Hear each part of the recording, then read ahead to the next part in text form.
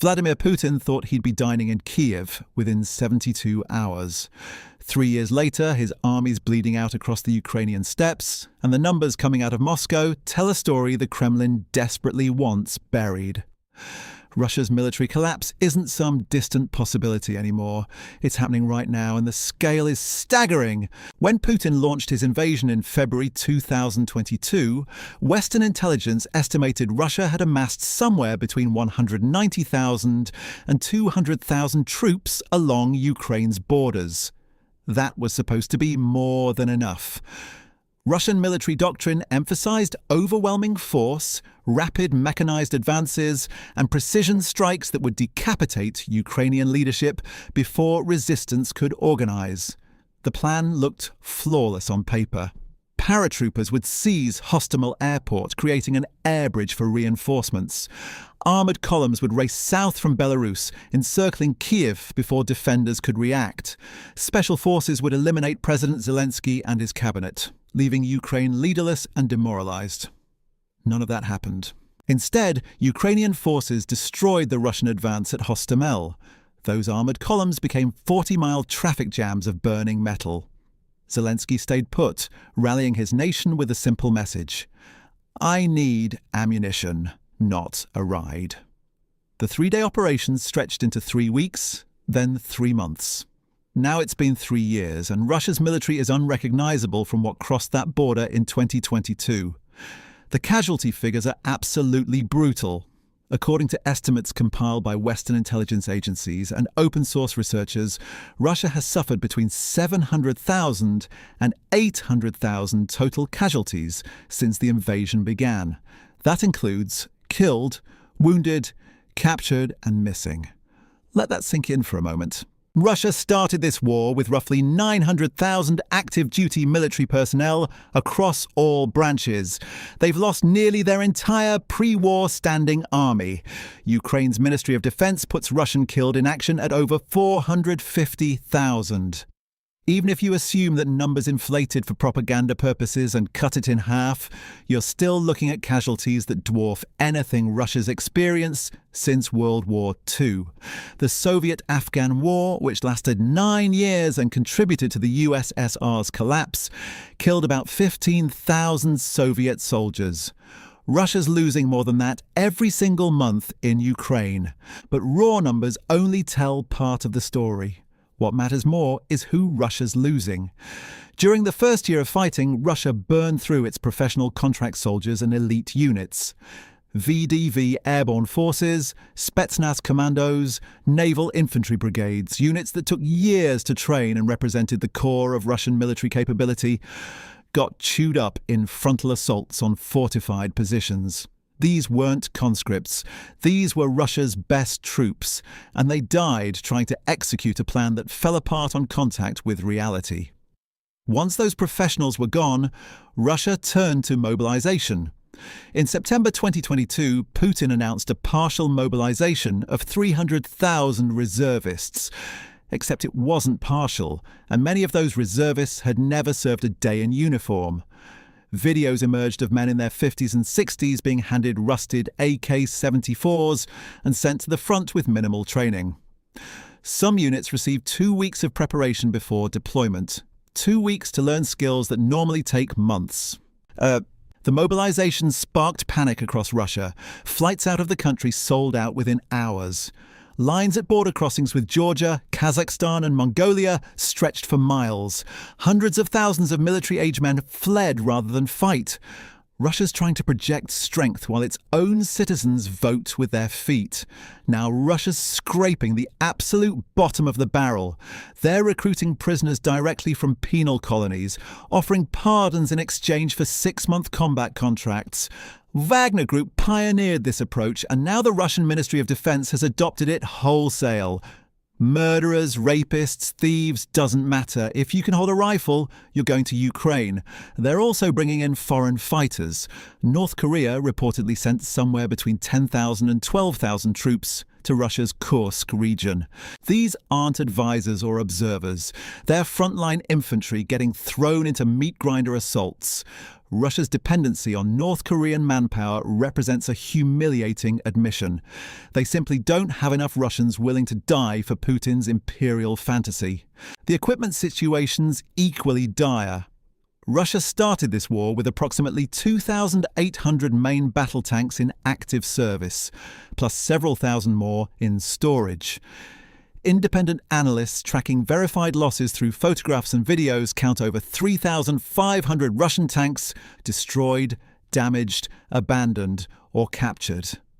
That's more tanks than most countries have in their entire inventory, and Russia's losing them faster than its defense industry can build replacements.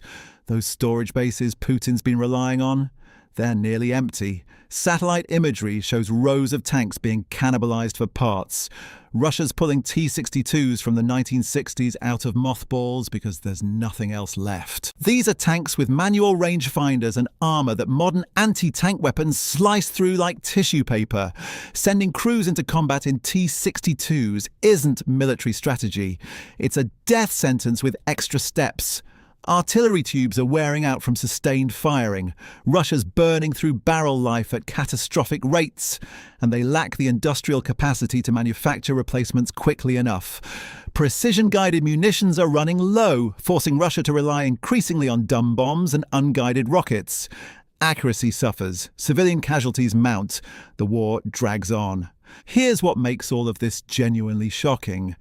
Russia designed its entire military around the concept of deep operations and combined arms warfare. Tanks, artillery, infantry, and air power working together in coordinated strikes. But coordination requires communication, training, and competent leadership at every level. Russia's lost so many experienced officers and NCOs that institutional knowledge has simply evaporated. Young lieutenants are commanding battalions. Sergeants are making decisions that should be handled by majors. Nobody knows what they're doing, and people are dying because of it. The Russian military isn't adapting or learning from mistakes. It's just throwing more bodies at the problem and hoping something breaks. And yet, despite everything, Russia keeps attacking. That persistence tells you everything about what's actually driving this war. It's not military logic. It's not strategic calculation.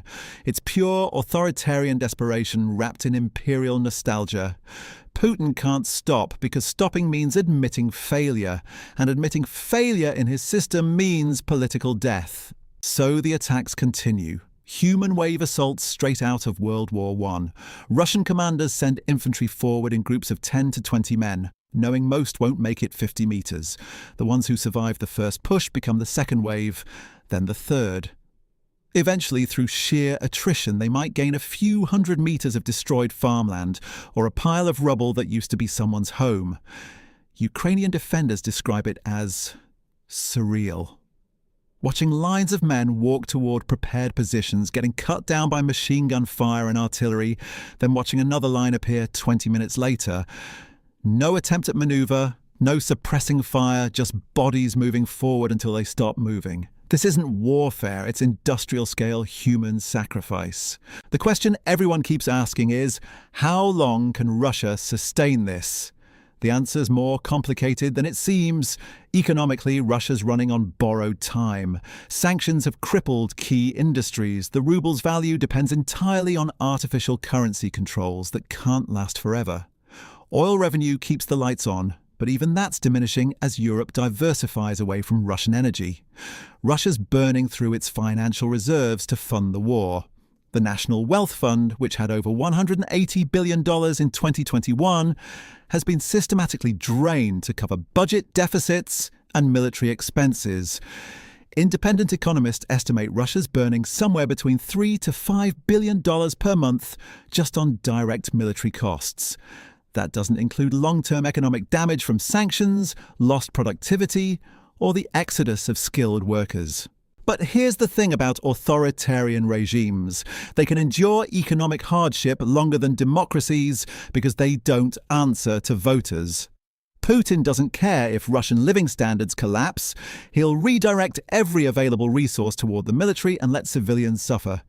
Russians have limited ability to protest, and those who try end up in prison or worse. The real constraint isn't money, it's people.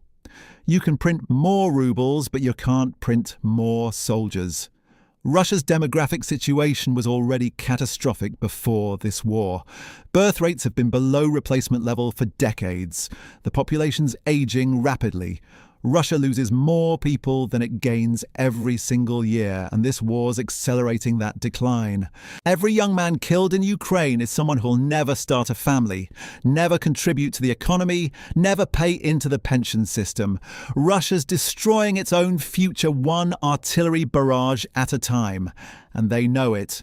Russian officials occasionally admit in private that the demographic damage might be irreversible, but publicly they just keep sending more men forward.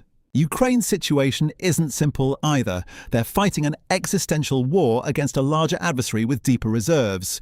Ukrainian casualties are significant, though nowhere near Russian levels. The difference is that Ukraine's actually trying to preserve its soldiers' lives.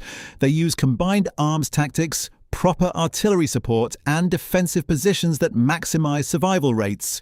Western military aid has been crucial. Javelin missiles, HIMARS rocket systems, Patriot air defense batteries. These weapons have allowed Ukraine to inflict disproportionate casualties on Russian forces while minimizing their own losses.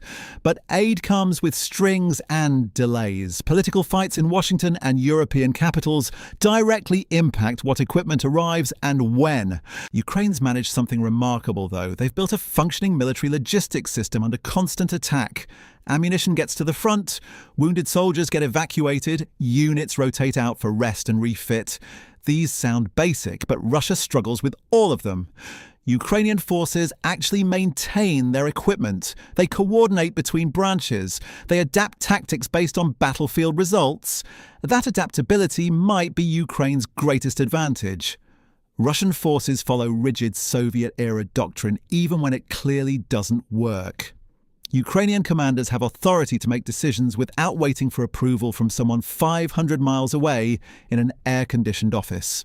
We've seen this play out repeatedly. Russia announces some massive offensive, commits thousands of troops, and gains maybe a few kilometers after weeks of fighting.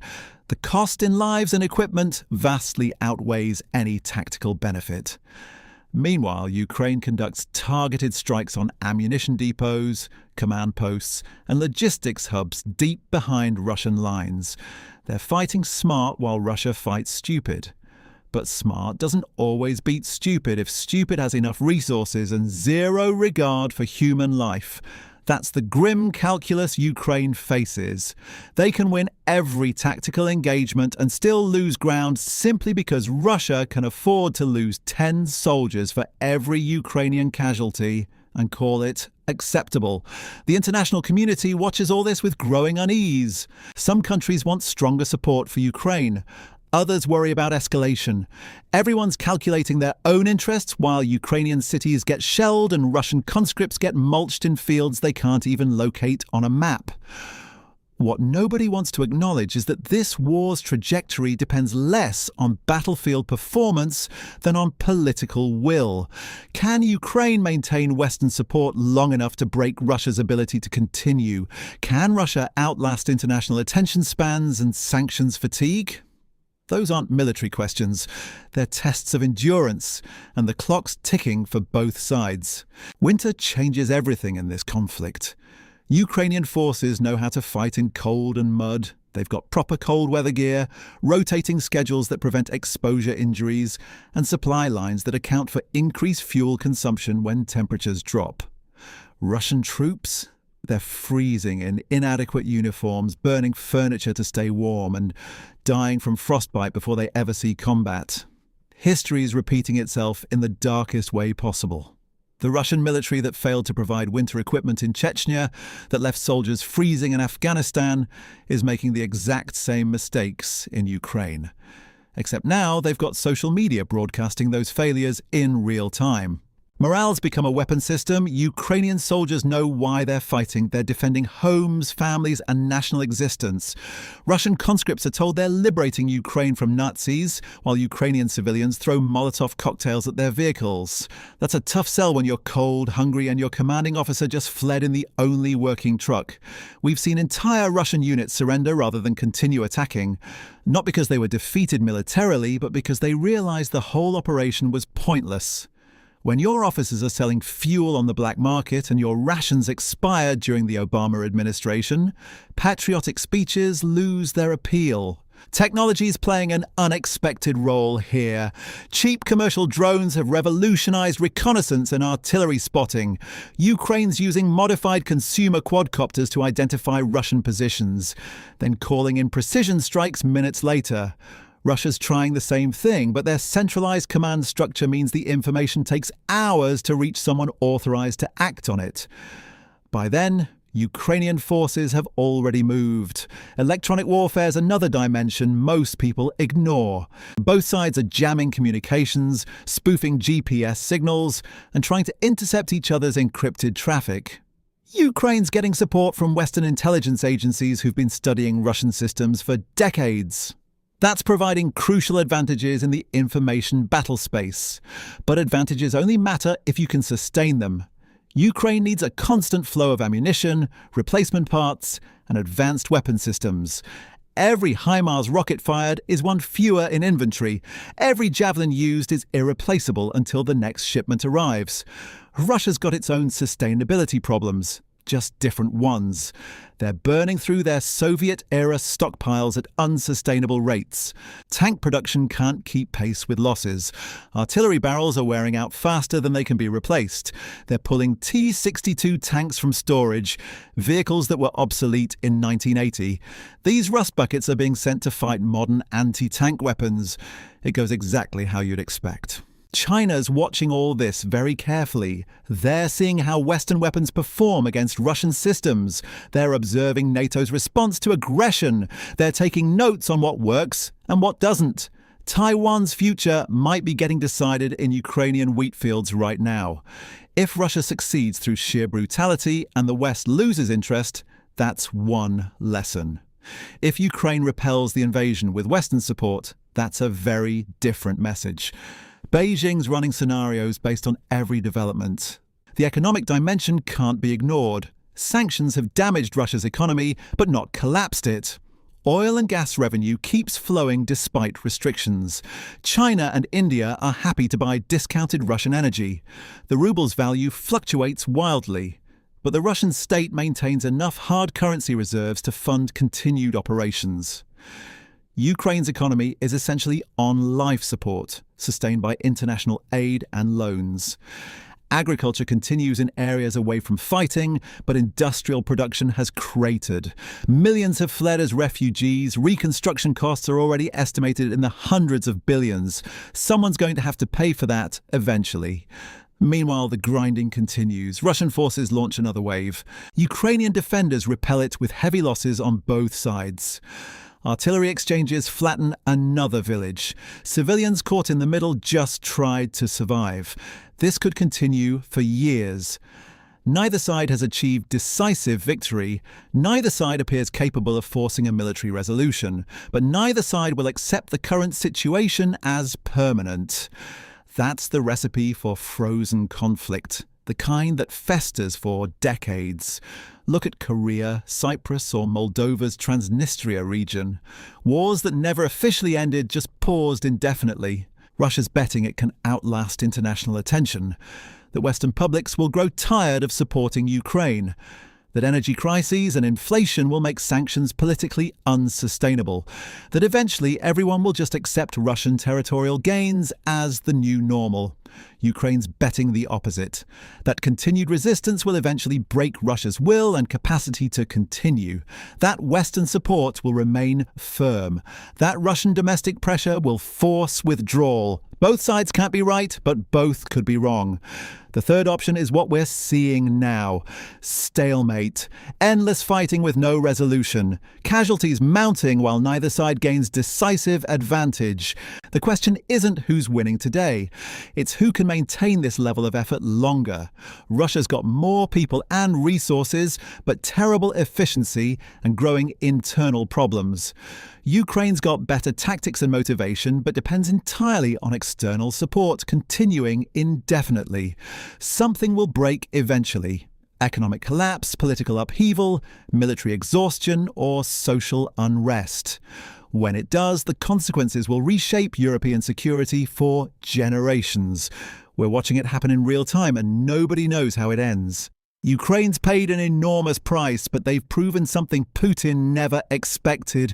A smaller nation with the will to fight and the right support can stop a larger aggressor cold. Russia's military mystique is shattered. The image of unstoppable Russian power that survived the Cold War died somewhere outside Kyiv.